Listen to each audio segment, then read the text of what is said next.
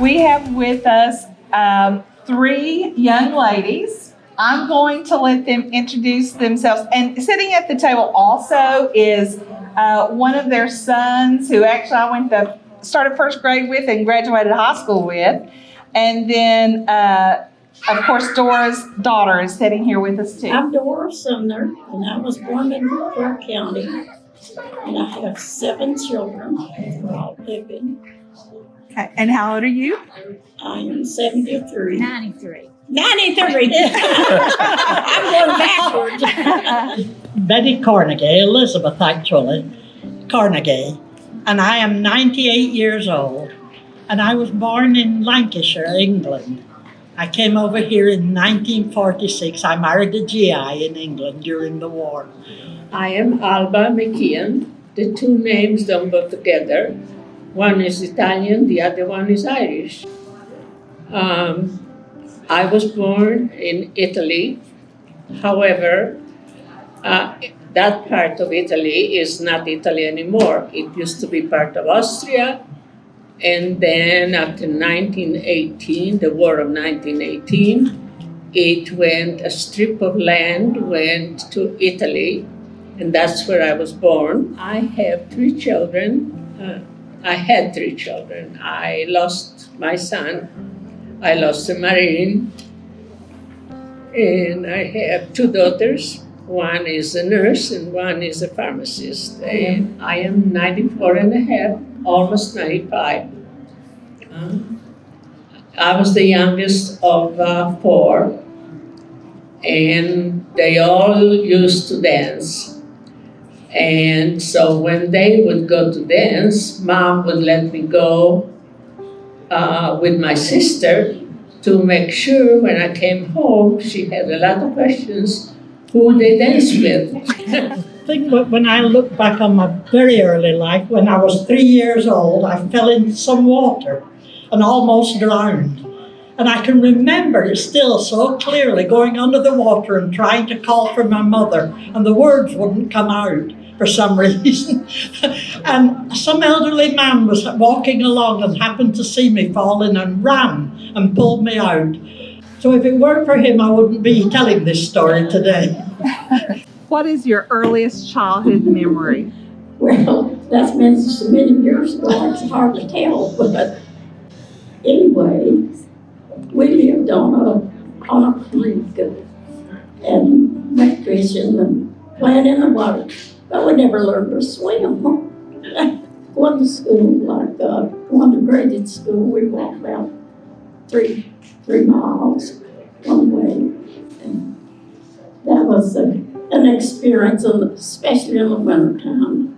The hardest thing that you feel like you've had to go through in your whole life? The hardest thing you feel like you had to go through in your whole life, and how did you get through that time?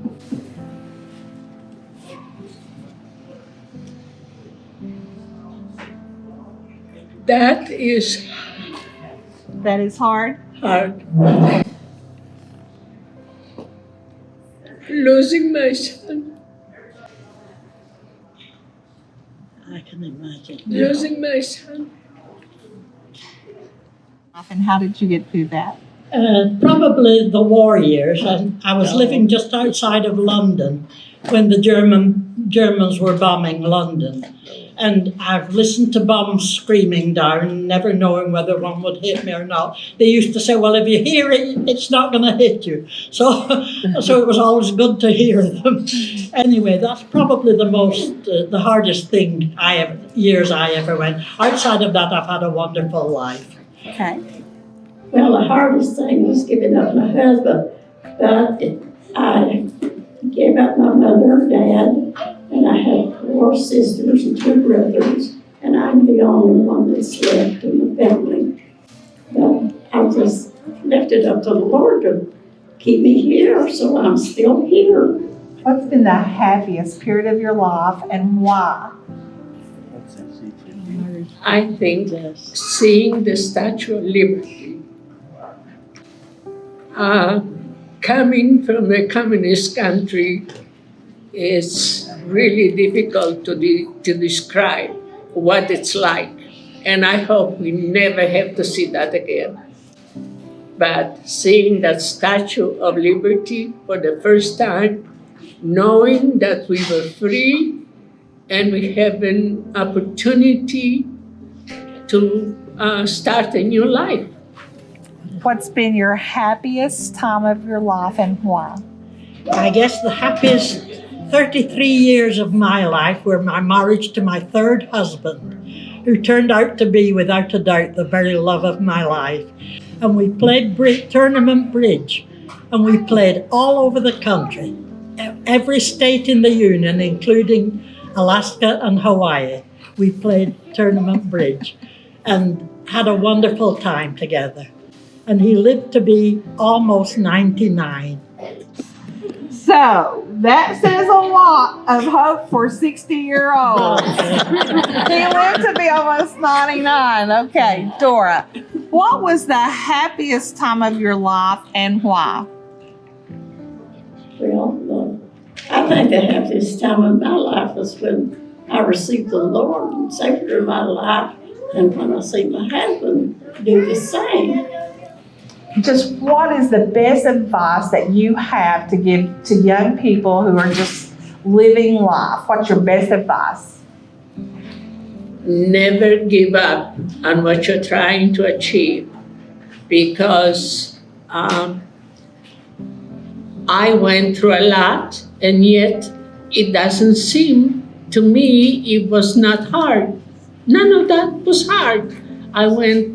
I've been bombed, I've been put against the wall to be shot by the Germans. I came to this country by myself with a 9-year-old boy, had to start life all over. And nothing seemed to be hard if you just, I guess, take it in stride. I think in my case, just trying to always look on the bright side. I've always, all my life, tried to make the best of everything and try not to let things get you down. And I guess that's the best advice I can offer. Well, it's kind of hard to say, but there's so many people that does just give up and don't try to help themselves, which to me is our Savior. I'm a counselor, and I have a private practice called Family Options. And part of the lessons that I've learned in my life have been from people older than me. In particular, my grandfather, he lived to be 92. My grandmother was 89. We learn our traditions and our lessons in life from the elderly by watching what you do, by listening to what you say. And so your life is very important. And so as a counselor, people will come to me and they're very sad.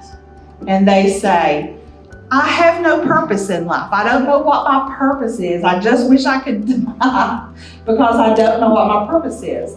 And my grandfather would say, your purpose is what's in front of you today. He would get up every morning, and one of the first things he would do was feed the chickens because that was his purpose. And he would garden because that was his purpose. Or he would take care of my grandmother because that was his purpose. So he taught me a lot about purpose. Purpose is right in front of you. Just do what's right in front of you.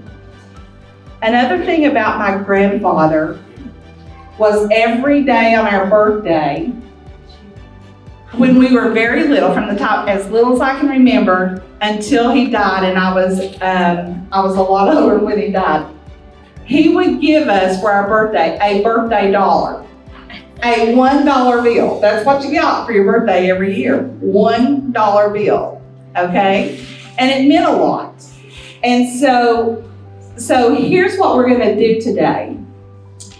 In honor of my grandfather, Family Options is going to give you $1 for every year you've lived, okay? So Dora, you're 93, right? And you're 98. and you're 94 and a half. So how are you going to do that? That will be $94.50. Well, let me see. So she said, let me see. So I'm gonna sit here and I'm gonna write a check to you from our counseling office because it's such an honor to have you here.